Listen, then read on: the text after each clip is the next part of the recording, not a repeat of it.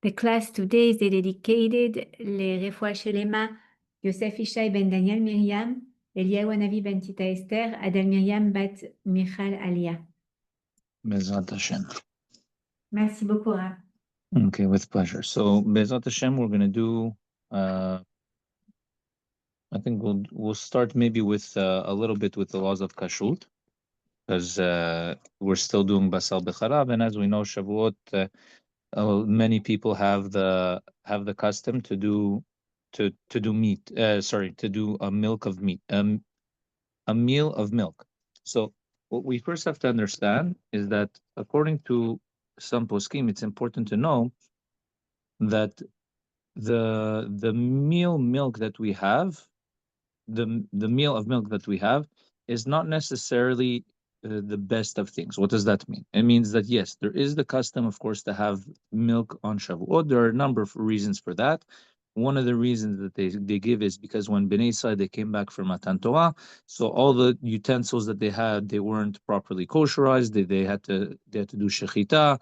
They have to salt the meat. They had to do a lot of things, so it would take a lot of time. And they wanted to eat the first thing that's readily available without any problems is milk. So that's one of the reasons why we have milk on Shavuot. Now, having said that, it's important to know that on Yom Tov, the mitzvah of Yom Tov and simcha ela bebasar uvayayin, meaning to say that the simcha of Yom Tov is supposed to be with meat and wine. So yes, meat, according to the Mishnah Berurah, is less of an obligation than wine, meaning there's more of an obligation to have wine. But even so, there are many poskim that say that you're supposed to have meat. I remember growing up, the way we would have it for Shavuot would be that obviously would be the night meal would be meat. The morning, the way it would work was after staying up all night, we would come home right away. We would do a quick kiddush with dairy, and the men would go rest. And later on, a couple of hours later, we would wake up. We would do again kiddush for the rest of the family. We would sit there with a small, you can call it aperitif of dairy, everyone together. Wait about a half an hour, which we're going to see shortly. If that's truly necessary, or what are the requirements, and then from there we would go up and we would have our full meat meal as usual. Again, there are many people that they have a dairy meal, the whole meal. It's not asul, but it's not necessarily the best of things to do. Now, that's yes. If we do, for instance, like milk, and then we wait or whatever, like we eat fish separately. If there is fish to the meal, is it considered a seuda? If we don't want to eat the meat, for instance. So again, the main requirement, they say, is babasar uvayayin, basar and wine. Like I said previously, it's not like nowadays that we don't have the Bet HaMikdash. The basar is less important than the wine because there's no korbanot. But still, they say that the basar is the main part of it. So again, if someone doesn't like the meat can't have the meat for whatever reason, we're obviously not going to force them to have the meat. It's just a better for the mitzvah itself. A fish is again, it's not that it's asul or anything chas v'shalom bad with it, but the main thing that that started with fish was because we know that on Shabbat it's very important to have fish. On Shabbat, it's very important to have fish. That it even says, "Kol ha'ochel dag b'yom dag nitzol midag." Whoever eats dag, fish, b'yom dag, on the day of dag, which is the numerical value of 7, is nitzol midag, is saved from dina shel gehinam. Dina shel gehinam is they're saved from gehinam. So that if a person eats fish all 3 meals on Shabbat, it's a segura to be saved from gehinam. Oh, all 3? You're supposed to have it all 3? Vision all 3 meals. Preferable, yes. Preferable. The Mishnah Berurah says preferable for all 3. Now, if a person doesn't like it, they're not obligated to force themselves they're not obligated to force themselves to take it. Meaning, at the end of the day, Shabbat la'oneg nitna. Shabbat is meant to enjoy. Shabbat, you're supposed to benefit from it. So if you don't like the fish, you don't have to take the fish. But again, it's good to have it. According to the Zohar Bichrar, it's like it's for sure excellent to have it. Okay. So far so good. Yes, thank you. Okay. Bezrat Hashem. So we spoke last shiur about eating dairy after meat. And we saw that there were different opinions. We saw that there's opinions that say as long as it's not the same meal. Some opinions say you wait 1 hour. Some opinions say you wait 3. Some opinions say, and most opinions, or the generally followed opinion, which most people should be doing, is the 6 hours. However, what happens when we do the opposite? Meaning, what happens eating meat after dairy? So, like we said, for example, like Shavuot, right? We do the kiddush on dairy. We do the kiddush, and it's important to know that when we do the kiddush, you also have to have a minimum of a mizonot. So, let's say you're going to have a cheesecake, and the cheesecake is completely sheakot because there's no mizonot mixed into it, or the mizanot is only meant to hold the thing in place and not to give it a taste. So if you're going to be making sheakot on that, then you didn't do the mitzvah of kiddush properly. What does that mean? That means that there is a halacha that says en kiddush ela b'makom seuda. Your kiddush only takes effect, or kiddush is only proper when you're having in the place of a seuda. So when you do kiddush, you also have to do a seudah. Now, not everyone is going to do motzi right away, but it's at least required to have a kazait of mizonot. Okay, kazait is about 27 grams, about 1 ounce. Okay, of mizonot in order for the kiddush to take effect. So after you do the kiddush, which also also nice to like also halakha to put in there, is when you do the kiddush once and the kiddush took effect, you don't need to do it again for the rest of the day. What does that mean? So, like for example, in our shul, we do kiddush. We have a kiddush. Everyone sits down. We eat, we sing, and then we go home.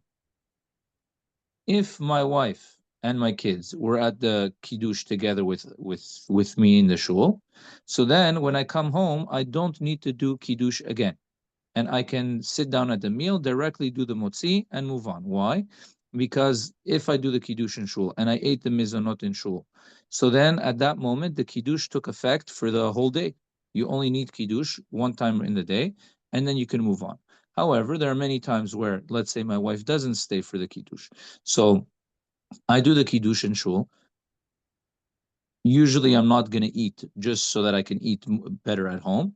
And then at that moment, when I come home, even though I technically did the kiddush at home in the shul, I'm going to redo the kiddush again for myself because I didn't eat at that meal. And also I'm going to do it for the family. So if you did kiddush the first time, it took effect. Everything was, meaning you had the mizonot, you do not need to do it a second time. But if you didn't do the kiddush properly the first time, then you should be doing it again. Yes.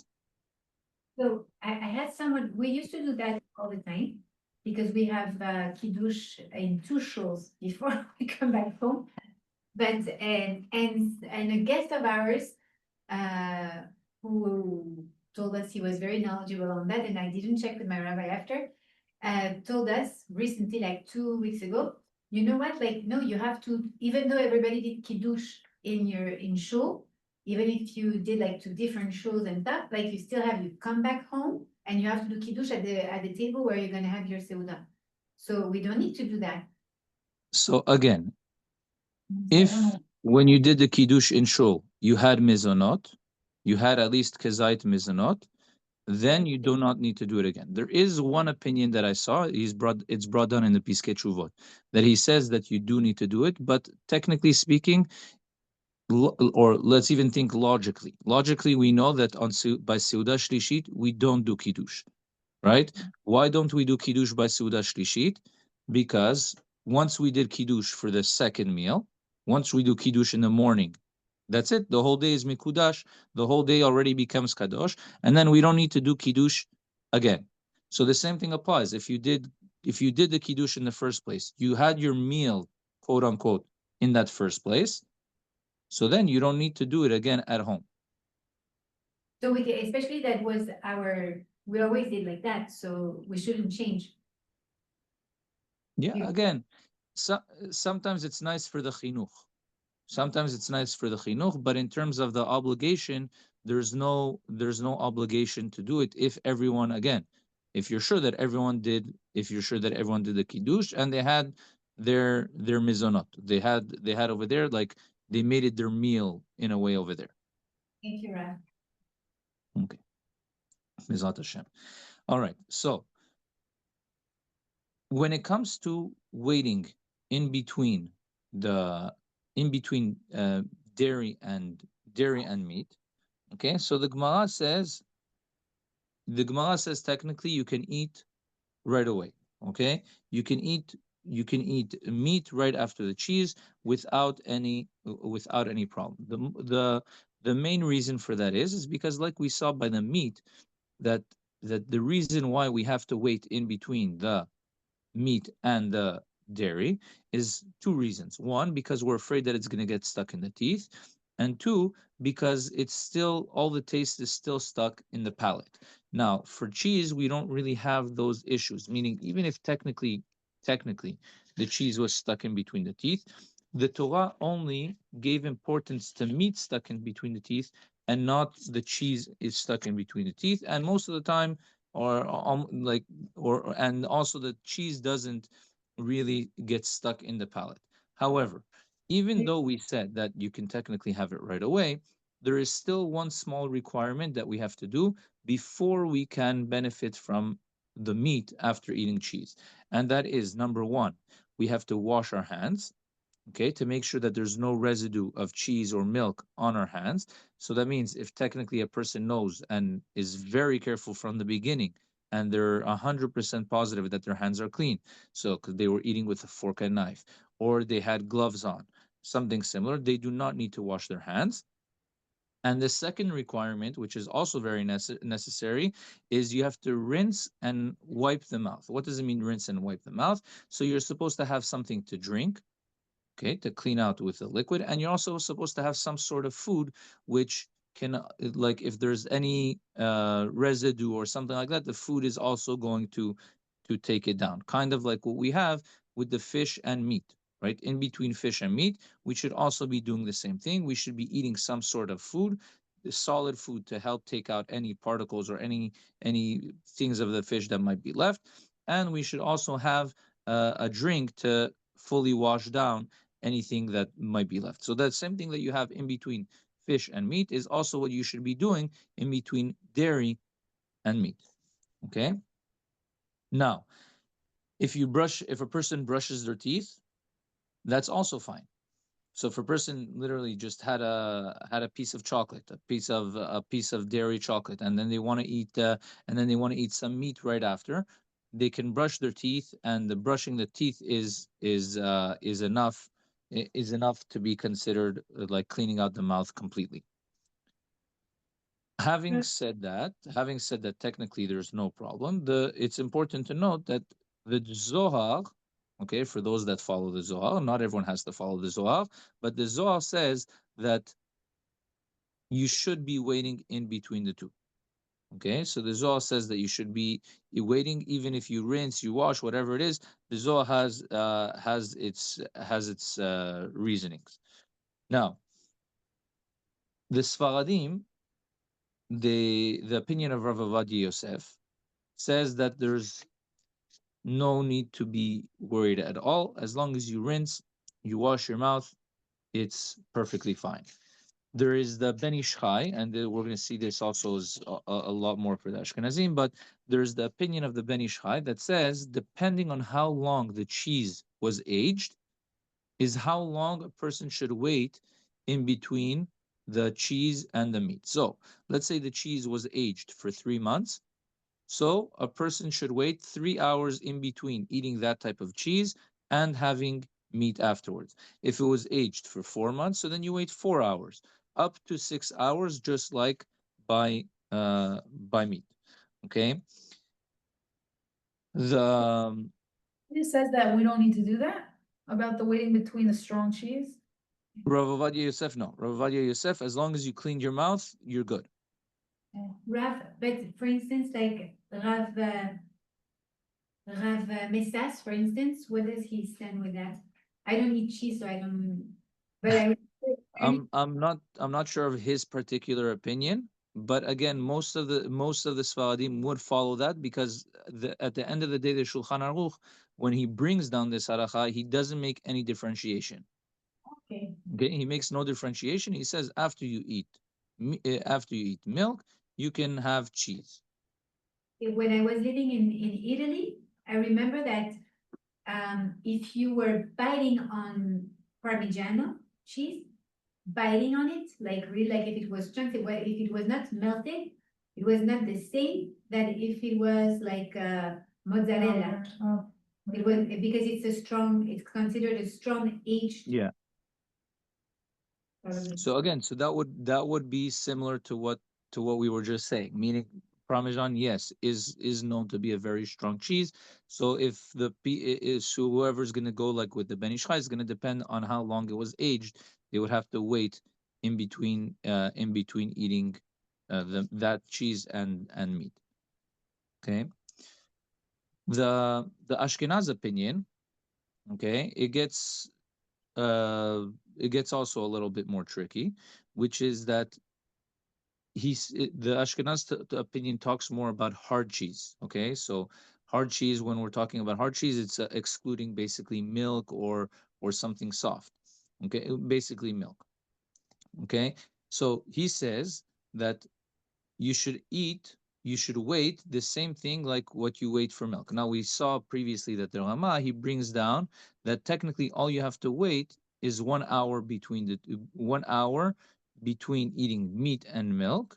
Okay, so they say the same thing applies to the milk and meat, that you should be waiting. You should be waiting 1 hour. Okay, there are some opinions that explain this to be, for the Ashkenaz opinion, that you should wait 6 hours.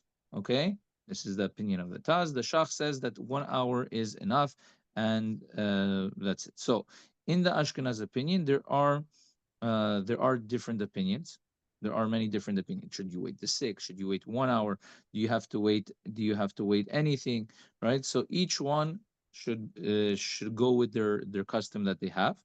Especially um, there's some opinions that say that all this talk about the cheeses and whatever it was were older cheeses, meaning cheeses made in the previous generations, not in our generation. Our generation of cheeses, they say that they don't have the same strength as there was before, so you can be more lenient. But like I said, it's better to ask what your opinion is, what your custom is, and follow that. Okay. Um, like we said, okay, like we said, these halachot, they apply more to cheese as opposed to milk. Milk, the only thing that you would need to do according to these opinions, you would just have to rinse out your mouth, and that would be sufficient. There is one more strict Ashkenaz opinion, but at the end of the day, it seems like you can be lenient in regards to just drinking milk, to rinse out your mouth, and that's enough. So that's in regards to waiting between cheese and meat. When it gets to having them together, what does that mean? That means if a person goes to the grocery store, whatever, they take the cashier over there, they put the meat, they put the milk, they put them in the same bag, they put it together. Is that a problem? Is it not a problem? What goes on? So it's important to know that if they're in separate containers, meaning when, let's say, you're buying a pack of hot dogs is vacuum sealed, it's closed, there's no problem. You're buying a bottle of milk. Okay, your bottle of milk should hopefully be sealed and closed. Okay, if you put them in the same bag, there is no problem whatsoever, because there is no interchanging of anything involved, meaning they're in the same bag, yes, but there's no milk that is going into the meat and there's no meat that is going into the milk, so it's not a problem whatsoever. Even if there were some sort of spill, okay, some sort of interchanging, whatever it is, as long as it didn't get cooked together, all you technically have to do is rinse it off. So if you had, for example, you're buying meat, okay, um, you're buying meat, it's wrapped up. You're buying fish, it's wrapped up, and somehow the two liquids, they spill out of the bag, whatever. There was a small puncture here, there. There's no problem. Well, all you have to do is you have to rinse them off, and that would be enough. The same thing applies for meat and milk as well. All you have to do is rinse it off, and then you're okay. Okay. Another common something that happens or could happen very often, mechila, is to have the meat and the cheese on the table at the same time. Okay, so it happens sometimes that you're sitting at dinner and the everyone's having meat, and one of the kids or one of the people, they don't like meat, or the vice versa, and they decide to have some cheese. Okay, so everyone's eating hot dogs and one kid decides that he wants to have pizza. Okay, it's important to know that when you have something like that, there are rules that must be followed. Meaning, if you're sitting at the table, it's not as simple as just saying, okay, each one has their own plate and that's enough. Especially when it's family. Why? Because we're afraid that even though it's not being together, but we're always afraid that one person is going to come and take it. So, for example, you have you ordered from a bisari store, you ordered fries, and you ordered from a halavi store. Other people of the family are eating halavi; they're having halavi fries. Okay, I'm not going to go too much into the intricacies involved in these things, but just the example of it. So what can easily happen when we have something like that is one person is going to finish let's say they finish the meat fries, okay, and then without paying attention, they just see more fries on the table. They can easily reach over and take those dairy fries, and that's going to be a very big problem. So Chachamim said that you have to have certain rules in place. Okay. So one of the things is that either you sit completely at the end of the table. So it's two ends of the table where it's not within easy without an easy reach. Okay. So uh, that would be one way of getting out of it. Another way is that to make sure that there is some sort of siman, some sort of recognizable object that is placed on the table to remind them not to do it. So if a person is going to put um, some item that is not usually on the table, okay, so you're eating at the table and you have uh, each one, you're sitting more somewhat close to each other, you have to put something that is not usually put on a table. So, for example, you're going to put a toaster. Okay, a toaster you don't normally put on the table. So you put a toaster and you say, guys, this is the siman, this is the sign, so that we should know not to reach over. Okay. Yes. That's you were during Hilchot, during the period of Nida. No, no. During the period of nida, it's just that they're not supposed to eat from the same plate together. But So like when they are eating just the two of them. And I always learn to have, and I even teach that, to have a sign in the middle, like to remember not to eat from one another's plate. um,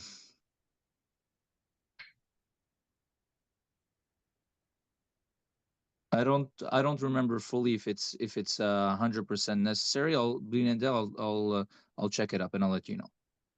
Okay, thank you, Okay. Ron. I know Yep. that halakha is in regards to you're not supposed to eat from the same plate. Okay, but I don't remember if we need to have a siman or not. I'll check it up. But when we say a siman, it has to be an object that is usually not on the table, not a Exactly. flower, Exactly. having a flower or a phone on the table, for instance. Something Exactly. Exactly. So it has to be something that is placed there purposely. Um, it's placed there purposely for that purpose. That's why I gave the example of putting a toaster, right? Normally speaking, you're going to have the toaster on the counter. You're not going to have the toaster on the table. Okay, so it has to be something that is recognizable that you're putting for that reason. Okay. Um, okay, so that's another thing. Now we said that we were talking about family, but if it's um, if it's two people that they don't know each other at all, okay, if they don't know each other at all, that would also be okay. Okay, as long as if they don't know, if they don't know each other, they're two guests. They're sitting at a there. You go to a pit stop, and on the highway, you're sitting over there. Two guys, they come, they want to sit down, they want to eat. You go walk in, you see another Jewish guy, so you go, you sit in front of him. You have no clue who he is. You can go and you can sit in front of him, and even if he's eating meat, you can eat dairy. It wouldn't be a problem.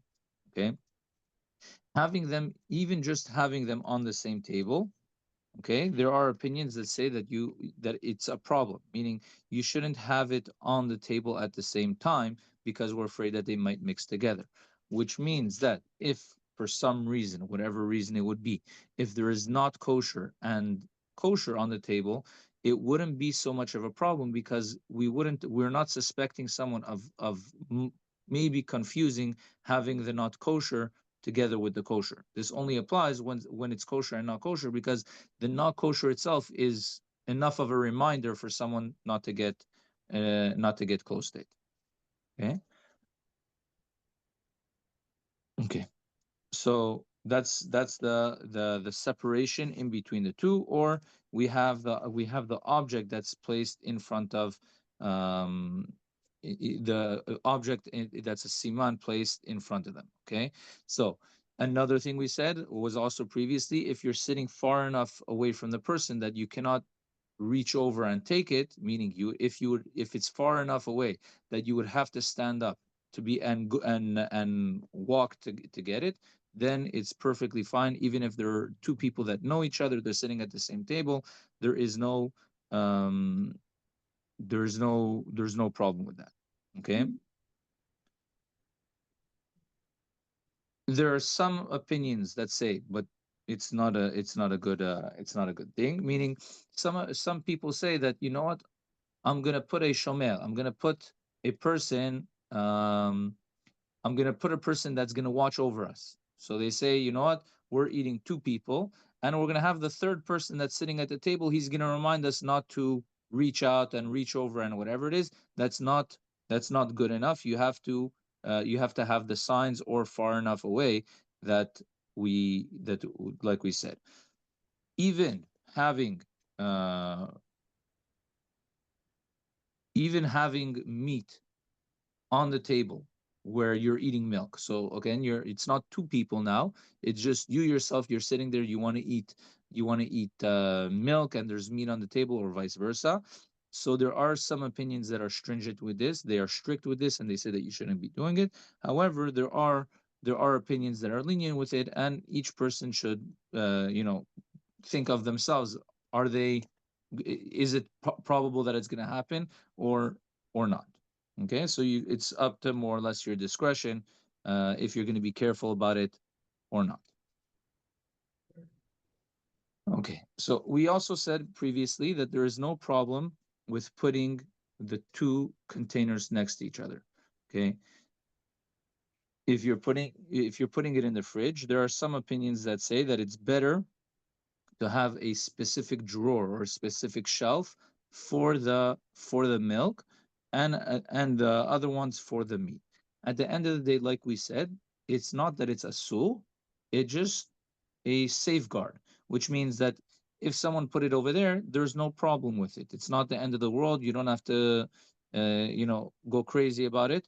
Just explain very carefully. rather not to put the meat on the shelf. And even if it was, it's not a problem at all. At worst, the only thing you need to do is to rinse it off afterwards. Okay. Um, okay.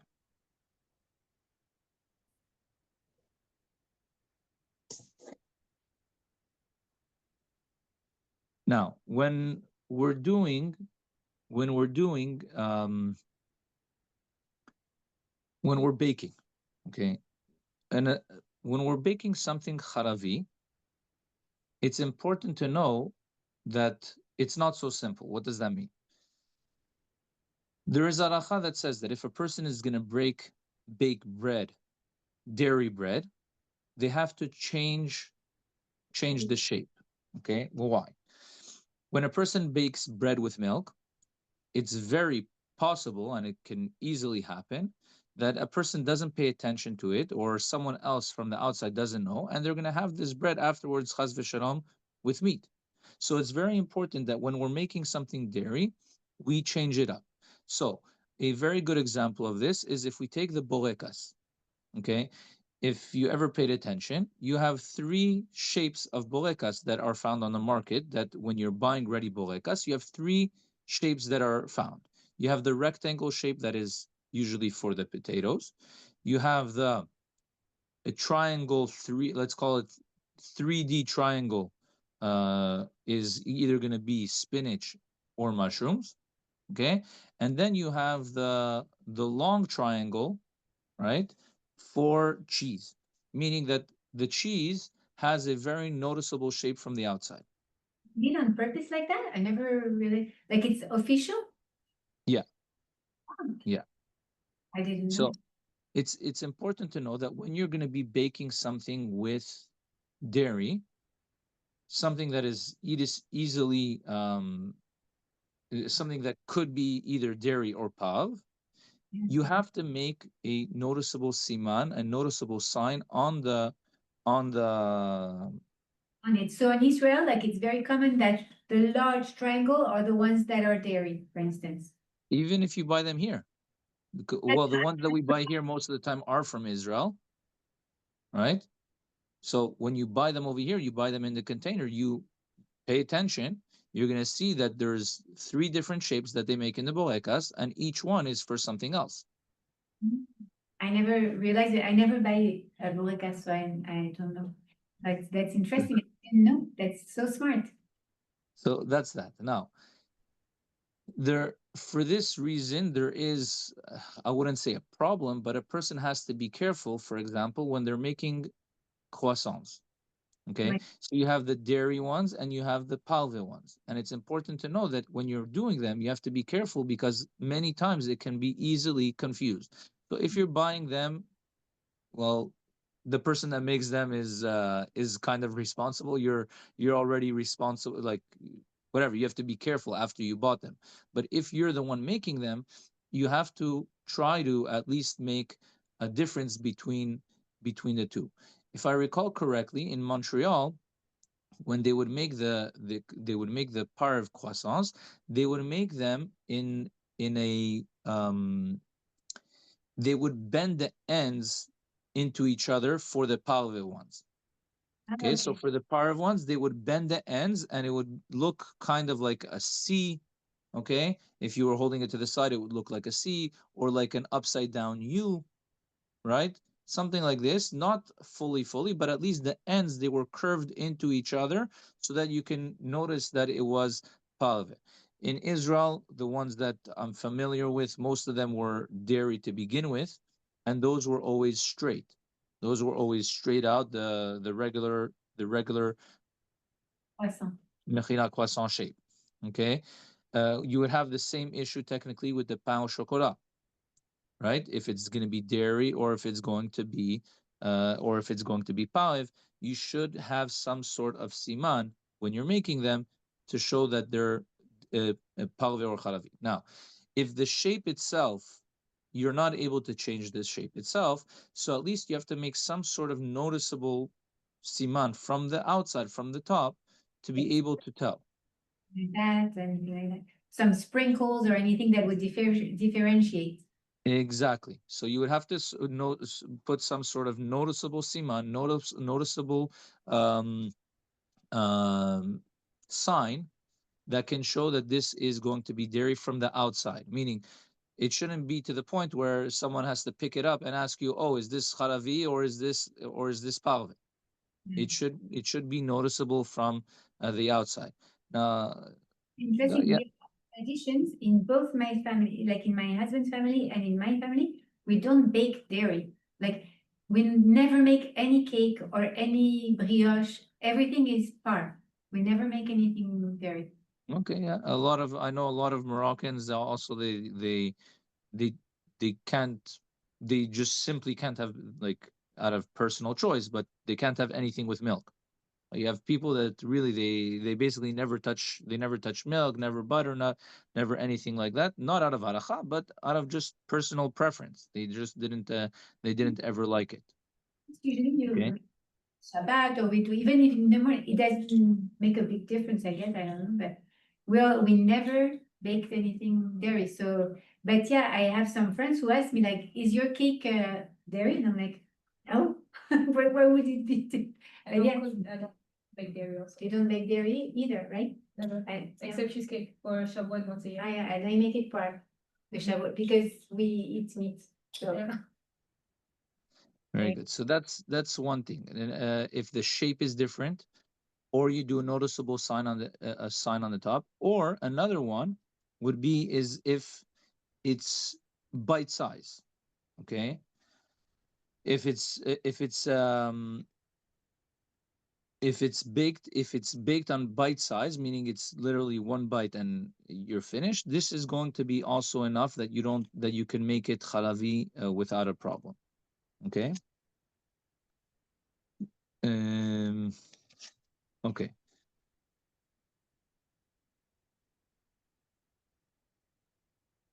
dairy and they use a lot of milk. And they make a lot of desserts with milk. With dairy, yeah. With dairy. With the lebanon. So Mechila, so there's three conditions for making dairy bread. One is if the bread has a different shape or form.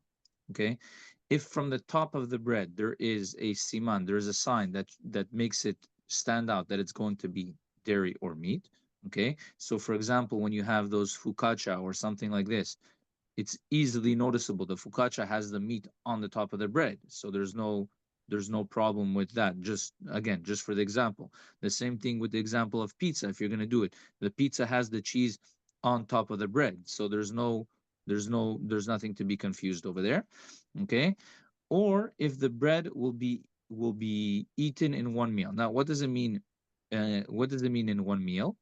So according to the Sfaradim, all the bread has to be finished within that meal. So you're having breakfast, you want to make a dairy bread, you would have to finish the entire bread throughout that meal. So that there's no for lunch where we can have meat and be confused. Exactly. So that there's not going to be any leftover bread to be confused. Or the second one is and this is the opinion of the Ashkenazim, as long as it's going to be finished within that day.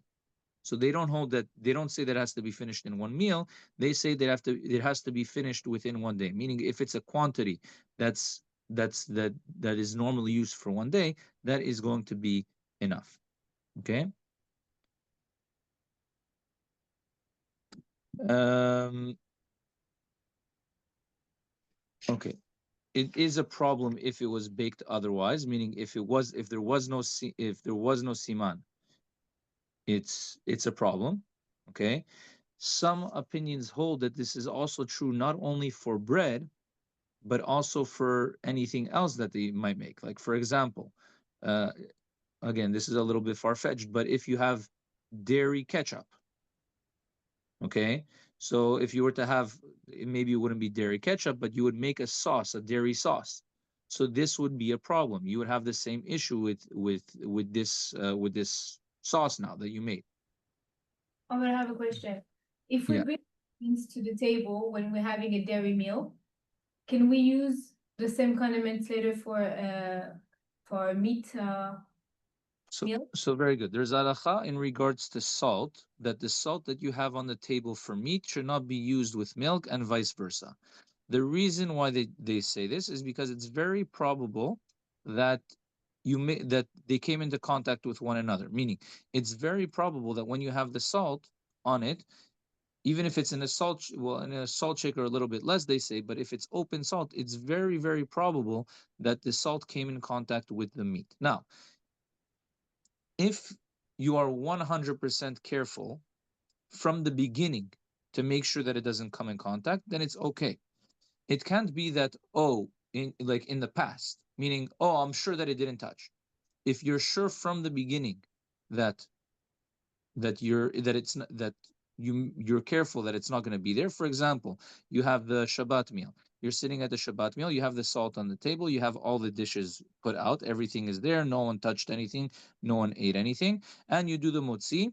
And right after you take the motzi, right after you do the motzi, you dip the bread in the salt and you take the salt off of the table. So even though there was salt on the table when there was meat, since you're 100% sure that it didn't come in contact, and you're also careful because you didn't even have the meal yet, you can use this salt afterwards.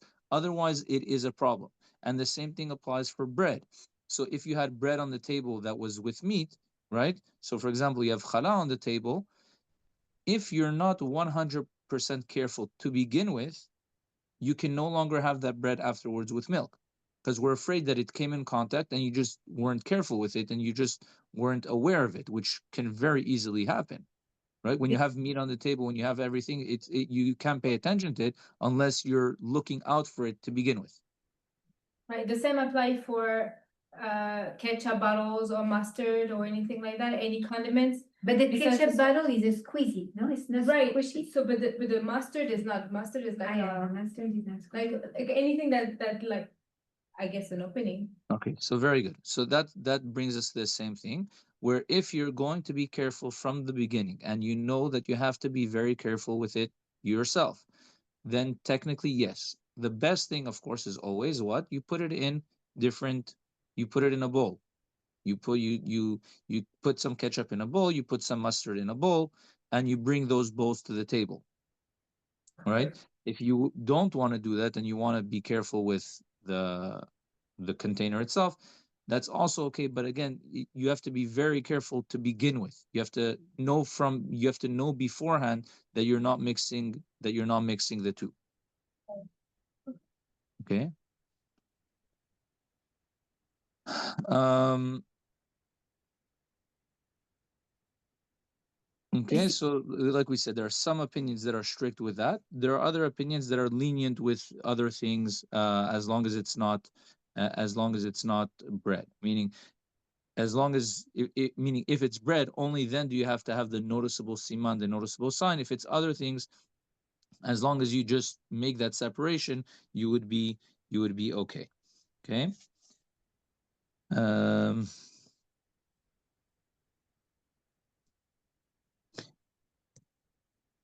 Very good. Okay, so we said leftover bread we have to be careful with, right? If we're sure about it, then it's okay. Otherwise, you wouldn't be able to you wouldn't be allowed to eat it with if you had the challah on the table, you wouldn't be allowed to eat it with cheese. Okay, same thing, vice versa. Okay. Um,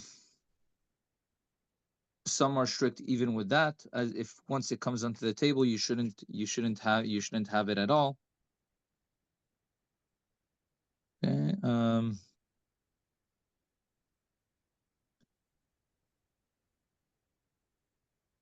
Tablecloths. Okay. With tablecloths in general, a person should be careful with what they're doing. Meaning, if they're using a tablecloth, they should be careful that the table to use different ones for the meat and milk. Now, technically speaking, depending on what it is, many times you don't even need a tablecloth. So, for example, if you're eating on the table directly, you wouldn't necessarily need a tablecloth, even if you're normally eating meat and now you eat milk, you wouldn't need. I remember as kids, we always grew up. Yes, we would have the special tablecloths or the placemats, more accurately. Each one would have a placemat for the dairy, but at the end of the day, it's not necessary, especially since most of us, we clean our tables in between the meals. So we have our meal, whatever meal it is, and then we're spraying Windex or we're spraying whatever sort of cleaning agent on the table. So we're basically killing any or removing any taste of the meat that might be there. We're completely making it unedible. So then there wouldn't be an issue. But if you are using a tablecloth, you would have to be careful that the tablecloth doesn't have any residue, any dirt, anything from the previous meal if you're going to want to be eating a different meal on that. Okay, so there, when you're using a tablecloth, it can actually be worse than eating directly on the table. Okay, because you're not supposed to eat on the same tablecloth, both of them. Okay, if we clean it very well, then you can use it. So if you're going to be cleaning the tablecloth itself with Windex or with whatever utensil that is, then that would be fine, and you can still use the same tablecloth after. Okay. All right. That's so that's it for today, Be'ezat Hashem. Thank you so much, Rabbi. Thank you so much. With pleasure. Is Bye-bye. our session before the break. Yeah. And we have a graduation set for June 8th. So I'm going to invite your wife to join us and represent for you if it's okay. Be'ezat Hashem, with pleasure. June 8th. So I'm assuming the day after Shavuot, next week, the day after Shavuot, you're having class? Yes. Next week we have class, and that's the last one. Okay. Be'ezat Hashem. Be'ezat And Hashem. the end of August. Be'ezat Hashem. Yes, till next year. Till next school year. All right. בהצלחה בעזרת השם. Shabbat shalom. ביי ביי. שבת שלום, חג שמח. שמח, תודה. Ta femme?